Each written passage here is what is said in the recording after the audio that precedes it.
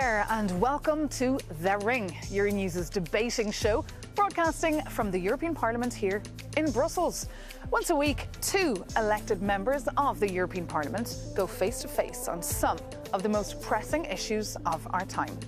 This week, we zoom in on the hot-button issue of trade. From South America to India, the EU has signed not one, but two massive trade deals in 2026 alone. European business communities are euphoric, but farming communities are concerned. Luis Albertos has more. As global trade becomes increasingly entangled with geopolitics, the EU is being forced to rethink what its economic openness is for: growth or strategic power.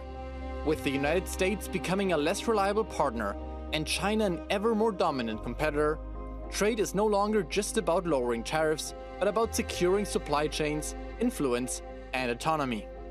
Negotiations with India, renewed momentum on a deal with Mercosur, and outreach to Indo-Pacific partners reflect this shift. Supporters say these trade deals secure Europe's place in a fragmented global economy. Critics fear they hurt farmers, weaken environmental standards, and erode public trust. Can the EU use its standards as leverage rather than compromise them for access and influence? Or will internal divisions reduce it to a large market reacting to decisions made elsewhere? The questions we hope to pose to our contenders. Let's meet them. Mullooly, an Irish MEP and a member of the Renew Europe group. He is a vice chair of the Special Committee on Housing and a member of the Committee on Regional Development. Before becoming an MEP, he worked as a journalist for over 3 decades. He has also been a consistent critic of the EU-Mercosur trade agreement, arguing that in its current form, it poses significant risks to European farmers, food standards, and public health. The Mercosur trade deal will do nothing of substance for the non-agricultural sector in Europe, he said. Warborn, a Swedish MEP and a member of the European People's Party group. He serves on the Committee on International Trade, where he has played a prominent role in shaping the European Parliament's trade policy agenda. His work focuses on strengthening the EU's competitiveness, expanding international trade, and supporting open markets. On the Mercosur deal, he said, "We owe citizens facts, not fear. The safeguards in this agreement are stronger than in any previous EU trade deal." Mullooly and Warborn, welcome to The Ring. The idea here is to give our viewers a glimpse of what your debates are like inside the hemicycle, so I hope you feel right at home. Mullooly, let's start with you. 334 members of the European Parliament voted in favour of referring the EU-Mercosur deal to the European Court of Justice. You were one of them. Why do you dislike this deal so much? Well, I suppose, firstly, that issue on that vote last week wasn't entirely just on the Mercosur issue. It was on the issue of what we're there for as a parliament. We're there, as you know, to co-legislate and also to be there to scrutinise trade deals as well. So effectively, what we were asking for last week was just one thing at the moment: a legal referral. We want our top courts in Europe to look at the issues, particularly look at that balancing mechanism. It's something new in terms of the Parliament over the last 30 years. And as we know, the European Court of Justice moves very slowly, so we could be looking at perhaps 2 more years before they finish their work. 324 members of the European Parliament disagreed with this, and they voted against referring the deal to the European Court of Justice. Tell you why you like the deal so much. I think the viewers saw that China is now pressing us on one part and US on the other parts. From a geopolitical standpoint, this is a good deal. From an economic standpoint, this is a good deal. It is creating more jobs in Europe, so we need it as soon as possible. And you mentioned one of the issues that made you want to send it for a legal check. But that is not really true. That the rebalancing mechanism, it's covered for within the agreement. There is no issue there. And there is a potentiality now that the deal could be provisionally implemented. And that's what we need now, because... How would you feel about that if the Commission already I'd have a major problem. Yeah, I would have a major problem. And just to stick with the vote this week, the majority of our MEPs all around Europe have felt that this issue needs to be referred. It needs to be looked at in depth. Remember, right across Europe, take countries like France and Poland, 127 MEPs in those areas voted yes for this decision. They represent the biggest industries in Germany, Europe. the biggest economy, is in favour. But the French MEPs and the Polish, to a person, representing industries in Bordeaux and Paris and right across Warsaw, and yet they said we need a legal referral. I trust that. Do you trust their, Jürgen? Do you not trust their judgment that this needs to go back to so terms of industry in their countries? It's the other way around. I mean, it's for the rebalancing mechanism, as you mentioned, one of the most important part from you. It is actually in the agreement. But they want it to be reviewed. They want it to be reviewed, obviously. So why did you want to review it? Members of Parliament are asked to come forward and to represent their constituents. The industries in France and in Poland and in Ireland said, we want to see a proper legal review. So, if you read Article 21.14.10c, you will see the rebalancing mechanism out there. Have you read that article? You didn't. No, I haven't. No. But I've looked at the That's why you voted the way you did. I've looked at the precedents, the sort of been suggested as precedents. In the precedents cases, there were previous trade agreements with the European Union. There's no previous trade agreement with regard to the Mercosur countries, and in those circumstances, it's in order that we do this. We haven't used it before. I agree with that. Yeah. But it's also within all the WTO rules. And since it's in the agreement, which you obviously haven't read, you still voted to send it for legal checks. Because I represent my country and the industry in my country, the same way as the French in Bordeaux and Paris and Warsaw say, we want a legal review of this agreement. What are you afraid of, Jürgen? Are you afraid it'll come back, that it will not come back at all? I mean, what are you afraid of? What are your fears? I'm afraid of losing economic development. I'm afraid of losing jobs in Europe. I'm afraid of the small business owners. I'm afraid of all that growth that Europe needs in this moment. My issue, one of the big issues I have with this deal is the scale of it. It's overrated. It's overstated. I'm pro-trade. I'm in favour of the EU-India trade agreement. I was cheering yesterday morning. Why? Good. Because of the scale of it. We're talking about a country with 1.5 billion people as opposed to Mercosur with 300 million people. We're talking about a country with limited trade opportunities as opposed to India, which has shown a willingness to trade. These are totally different situations. You're afraid they won't come back. The scale is not there, Jürgen. I'm not particularly worried. Oh, the scale is definitely there. It's 270 million consumers in the Mercosur countries. 1.5 million No, but I'd like to have both. I'd like to have both. We have US pressing us with tariffs. We have China pressing us with subsidies. And you are choosing one agreement. I'm choosing two. And you say, well, it's not enough growth, but it's still growth. And Kieran, are you not worried about the EU's relevance on the global stage? EU has to be relevant. We have to do trade deals. But by delaying this deal, we're at a laughing stock. I want to trade with countries, I want to trade with countries that are not cutting down the rainforest. I want to trade with countries that do not have a major issue with regard to food quality and food safety. Did you not read the fine print of the safeguards? Don't talk to me about safeguards. Will we really discuss safeguards with regard to the... Let's talk about the safeguards. In a European context, let's look at the safeguards. We've had tremendous agreements in this House going over the last number of years. Do you remember the EU-Israel trade agreement? We had a marvellous safeguard in Article 2 which said if any of the parties were particularly guilty in terms of breach of human rights, there was going to be a problem. I wonder has Israel actually breached Article 2? Most people in the UN think they have. Have you seen the safeguard cut in? Have we suspended the agreement, Jürgen? Why haven't we suspended? That was a safeguard. It was never implemented. What happened to that safeguard? Are you mindful of these concerns? It's the strongest safeguards in any trade agreements, OK? It's not been stronger for any, OK? Yeah. So there is a 5%, if the price increases by more than 5% and the volume increases by more than 5%, farmers are protected. And that's not only the protection for farmers, it's also the tariff rate quotas. Ring the bell. When will they be protected? Next year? This year? You have following year? Well, that's also the thing. This is unprecedented when it comes to the safeguards, how fast they will kick in. So nobody knows is the answer. 21 days. Yeah, well, nobody knows. Also in the... It's 21 days. Unlimited import quotas on sensitive products. Does that not satisfy you? I think and Ursula von der Leyen, she sat down, she met with the farmers on the sidelines of that EU summit that took place before Christmas? Was that not enough? Maeve, when I came to this Parliament on the very first week, I met Ursula von der Leyen and I raised this issue on day one.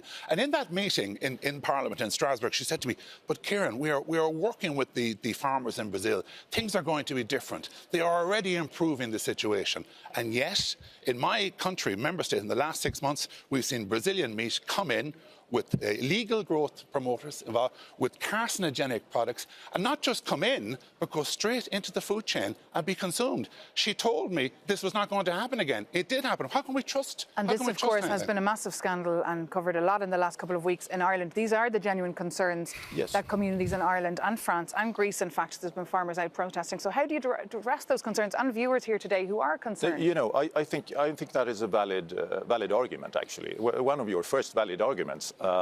Which is also why the Commission has acted on this. And the standards, they are there, no matter the Mercosur trade agreement or not.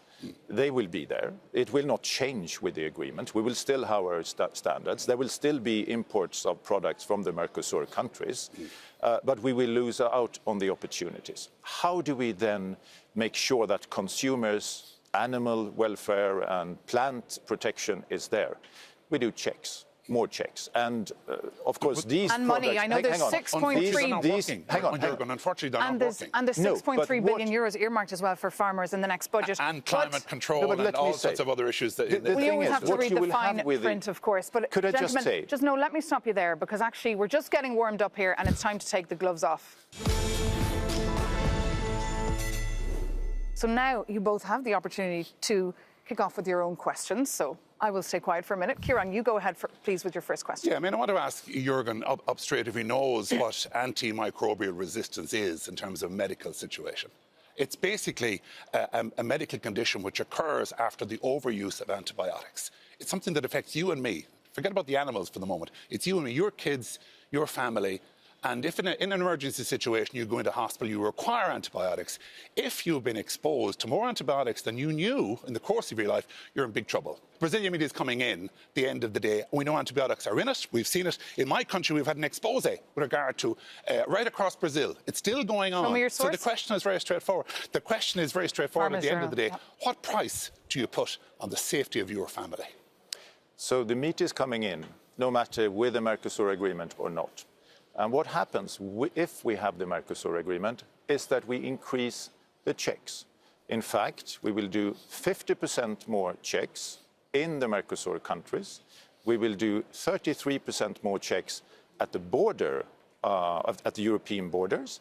And there will be a task force to improve the border efficiency.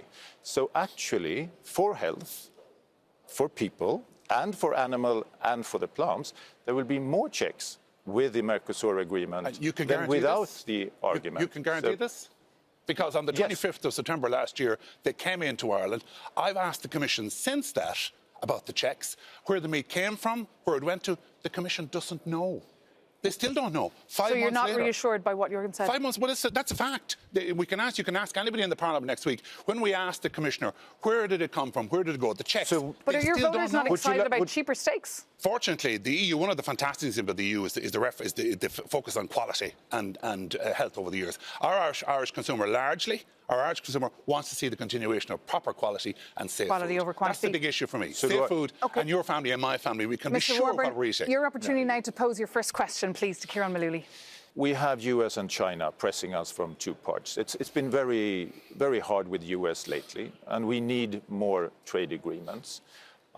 India, it's very good that you are pro the Indian one, and we have several others. The Chile one, I guess you voted for as well. Why do you choose not to have the growth that comes with a Mercosur agreement? You say it's too small, but it's still growth. It's still more jobs for European businesses. It supports small and medium-sized businesses. We need growth in Europe, so why can you not help with providing that growth? It's a fair question. The geopolitical situation has been one of the big unsettling issues as I joined the Parliament. Every week there's a different agenda, and usually driven by the United States or otherwise. But the point is, you're right, we need to do more trade. But for me as an MEP, I have to balance, on one side, the better good of the EU, and on the other side, the better good of the economy of the EU. And when the people of France and the people of Poland, the people of Austria, Ireland, and even Belgium are on this have come in and said, at the end of the day, we have more to lose in a deal of this size because it's so small. That's what they're saying to me. Even though I don't know if the French economy should be a good example. Well, nevertheless, the French are united on this. We've seen it in the Parliament. I mean, 127 MEPs can be wrong. Can they all be wrong, Jürgen? Yes. Can they all be wrong? Yes. They can all be wrong. Yes. Well, I'm afraid that's a bit of a statement about you and democracy. Because at the end of the day, they represent left, right and middle. Ciarán Mullooly, you've a chance for another question there. Are you in favour of a deal which, at the end of the day, continues to leave workers in Brazil on an average monthly salary of just €1,000? It's doing nothing for trade. How could you support that? Nothing for employees and workers in Brazil. You're allowed to answer. So, if we vote down the Mercosur trade agreement, how will it help the workers in Brazil? How will it help the workers in Europe, in Ireland? It will be the opposite. And we spoke about it. It's about growth. Europe is facing a huge growth problem. And it's good that the Commission is now pushing to change this position. We have the Draghi report. We need to do a lot of things. The rest of the world is growing faster than Europe. And that's why we need to tap into that growth. And we do that with the trade agreements. But you decide that you do not want to tap into that growth to 270 million consumers. No, I look at the that facts, can sell Jürgen. the cars, I look at the facts, the though. pharmaceuticals. I also look at the facts. Well, the trade unions tell us that, and actually I misquoted, €500 per month is the average one. At the top 10% are on €1,200 per month. That's today. That's today. That has been the way for some time, and you know that. So, and with an agreement... Another point that complicates this matter as well, just to complicate it even further for you. You want to sell, people want to sell cars into this community. How many of these workers are going to be able to afford a Volvo car at that wage, at that salary? Never. Allow Mr. Warborn to answer. No, much more of the workers will afford it if we have the Mercosur agreement. Not a chance. Because economic development will increase with the agreement. That's what trade does. Actually, the European export will grow by 39%. That's a huge possibility for cars, for car parts, for machinery, for pharmaceutical products, and for farmers. And that's why the industry have called it the big trophy that they took home from Paraguay. And you mentioned Mario Draghi. Yeah. He has been invited to the EU leaders' retreat in February, and that just describes how bad, really, our economy is right now. What Ciarán is doing is saying no to growth. And I'm saying yes to growth. I'm saying balance. I'm saying balance it out. Well, I'm curious to hear what our viewers think. Do write to us at thering@euronews.com to tell us our view. But now I would like to bring in another voice, because regulars here on Euronews will have noticed that Ursula von der Leyen was in New Delhi earlier this week, and the red carpet was rolled out for her. We can take a listen to what she had to say during the EU-India Historic Summit. We did it.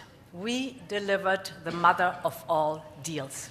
And this is the tale of two giants, the world's second and fourth largest economies, two giants who choose partnership in a true win-win fashion. A strong message that cooperation is the best answer to global challenges. Ursula von der Leyen there, also charming the Indian communities there with her traditional dress. This is not so controversial as the Mercosur. Why do you really like the EU-India deal? It's a huge deal. It's a fantastic market for European products. It's 1.4 billion consumers there. And in a time where, once again, when we are pressed by US and China, we need more partners. Mm-hmm. And that's why this agreement is so good. Chicken, beef, sugar are protected here, so nobody wants a food fight with the farmers in front of the Parliament. Which is why it's a good deal. You know what? I think the EU negotiators have learned from Mercosur, having waited for 20 years, and we've seen it, little or no beef involved in this deal at all. So that's why your voters will love it, because there's no beef here. It's a key indigenous industry right across Europe. So at the end of the day, Europe must protect its markets as well. So the balance was needed, and she's found the balance. We're quite happy with this. But Irish whiskey will sell into India in better volumes than ever before. Yes. We're really pleased about it. But we're also glad to see it going the other way. We think it's good for Europe because of the scale. That's the key issue here. Balance what Europe has and the scale of what's possible. Okay. And so now the workforce is, they can afford to buy a Volvo, you mean, in India. And the Irish can afford to buy another car in Ireland with the whisky sales increase. It's a win-win. It's a win-win. Which will happen in Mercosur as well. Well, not because of the scale, Jürgen. I'm quite genuine about that. It doesn't have the scale. If you look, say, in Ireland at the moment, we've got 500 million sales already into India in terms of whisky. Already, before we start. Whereas the Mercosur exports are tiny from an Irish perspective. 270 million consumers. I think the viewers can assess that. 1.4 billion. We will continue discussing it in 1 minute, but just we must take a short break here on The Ring. But stay with us because we'll be back very soon with some more political punch from the Parliament.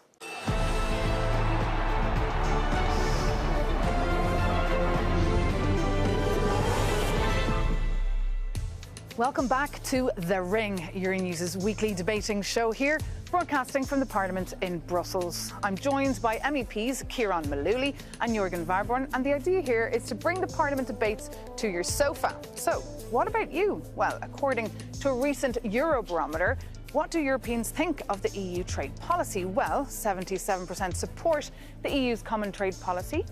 83% say that the EU should strengthen its economic independence and diversify its trade relations. But at least 75% of citizens agree that agricultural imports should only ever enter the European Union if they comply with the EU's environmental, animal welfare and labour standards. Are you surprised there? No, not a bit. Not a bit. I'm pro-trade, and I'm the person who says we have to got to make these deals and make sure they're the right deals. But the key one is the last stat, the 75%. Yeah. At the end of the day, people want to have safe food. And if the safeguards are to mean anything, then they've got to come back in front of Parliament. We start looking at them again. We've got to find out, where did the meat come from last September in Ireland? Nobody knows. It's still a mystery. We cannot go forward until we have clear safeguards on these issues. Jürgen, your reaction there to that data? I'm not surprised at all. Well, if I am surprised, it's rather that the last number isn't higher, because, of course, we're all concerned with food safety. And my point is that with the Mercosur agreement, food safety will actually increase. We will have more checks, 50% more checks in the Mercosur countries, 33% more checks at our border, a task force of increasing efficiency. So I guess that means that we will find the meat or other products that are not good for us. So why is the EU-Mercosur deal so toxic then? Is there a communications issue here? Have you been miscommunicating this deal and the benefits, perhaps? I think so. And I also admit that there are sensitive products. For the agriculture sector as a whole, it's huge potential for dairy, for wine, for a lot of different products. But for some products, they are sensitive. It's beef, it's poultry, it's sugar, it's a few others. But here the Commission has really been clever in negotiating it. It's tariff rate quotas, meaning the volumes are small, relatively small, 1.5% maximum in consumption of the European consumption. For beef, one steak per year. For opening standards, on opening day. One steak. And then it grows, and then it grows, and then it grows. No, it doesn't. It's in the agreement. So it's one steak per year. Decades, and then, with the quotas, then you have the safeguards, meaning that prices cannot decrease too much, then tariffs kicks in. And there is also an insurance policy in terms of money. I think the good news on the vote last week is that Europe is changing its mind about the entire Mercosur deal now. We've seen. Who is? I was told. Who in Europe? I haven't seen Commission President change your mind. I think social. To be very clear about these statistics says something else. To be very clear about it, when we voted but on. But just who has changed their mind? I'm really curious. Answer the question. Last year, when we had a vote, we had 10, 11 Social Democrats who abstained. This week, they voted in favour of the legal agreement. I believe they'll vote to knock down Mercosur. That's who's changed their mind. That's why we won this week, by the way. It wasn't so the left put the motion forward, the right were involved. But at the end of the day, it was Social Democrats from Romania and Hungary that changed their mind on this situation, and that's happening right across the board with regard to Mercosur. But it's very political. Because of the safety issues. It's very political. At the end of the day, it's about food quality. You asked the question, what did the Commission do wrong? The Commission failed to recognise the cultural problem in Brazil. This is an examination that went over 3,000 kilometres, over 14 You disagree, sir. It's right across the country. You can't change that overnight. You can't. Okay, let's Ciarán is putting forward great arguments for provisional application, actually, meaning that the Mercosur agreement should now start to be in force as soon as possible. Because the vote last week, you didn't read the agreement, but you still voted to send it for legal checks. meaning that what you are really against is the Mercosur agreement. And that's why it was a delaying process from you and some colleagues. But we cannot afford to delay the process. We have been negotiating this for 25 years. 25 years, and indeed. now we need to put it into force. And I think if we put it, no, we do more checks. Oh, so when we put it into action, then export will grow, jobs will grow, and that will be very good for you. Can I tell you one thing that won't grow? That's the trees in the Amazon. You seem to have forgotten that issue, and I'm sure your Swedish viewers are interested in that as well. We heard at Christmas. That's why that the biggest soya producers in Brazil are going back into the rainforest. And on that point, Kieran Mullooly, that's what you're voting. That's what you're voting for. That's a fact. They have breached an agreement. Once again, they have breached an agreement, and they're going back into the rainforest. We are going to see more trees cut than ever before, and you're saying that's fine. We're going to go ahead on a provisional. I want to continue quizzing you. 2 years to go ahead. So haven't we the EU deforestation? So that's the you view didn't from, read the agreement. That is the view from Kieran Mullooly and Jürgen Warborn. Now it is time, though, to move on to our fifth and final round. Are you ready? So I'm going to ask our MEPs a set of questions, and you only can answer with a yes or no. Is that doable? Debatable. Debatable. Not easy at all. Is Ursula von der Leyen a good leader, Kieran? Yes or no? No. Yes. Do you like that Brussels trades on behalf of the 27, Kieran? Yes, in key areas. Yes. Is globalisation a good thing, Jürgen? Yes. Yes, in controlled and regulated. Kieran, is the EU relevant on the world stage now in 2026? Yes is the answer, and I'm a big believer in that. But we have to be even more relevant and not reacting to the US and other parties, other world powers. Yes, and with the Mercosur agreement, even more so. Was it a mistake to sign the EU-US trade deal back in Scotland back in July? No. Yes, because we were bullied. On that Sunday in July, our president of the Commission was bullied into submission, not the circumstances. Could I maybe comment? Should that deal be ratified, yes or no? I think it should stay suspended until we clarify exactly what's going on in the United States. We need that deal. We need it concrete, and we thought we had it. Struggling there with the yes or no, Mr. Mullooly. We need more predictability. I say more. We cannot create we cannot create absolutely stable situation for businesses at the moment. So should the deal be ratified? It should, because it creates more predictability than today. Final question, Mr. Mullooly. Did you agree with anything that Jürgen Warborn said today? I certainly did. I mean, the overall trade deal, Jürgen is right. We need to do the big deals. That's why I'm happy with India. But it all comes down at the end of the day, for me, to a personal choice. Jürgen, would you be happy with your family eating Brazilian meat tomorrow? And what about you? Yes, absolutely. I do eat Brazilian meat and Irish meat Even and though Swedish you have no meat. idea where it came from? And just final point with you, did you agree with anything Kieran Mullooly said here today? Yes, I think it is very good that Kieran is supportive of the the agreement with India. We need that. We need more trade agreements in general. Okay. What a lively debate. I think we've given our viewers a real glimpse of what it's like inside the heated hemicycle.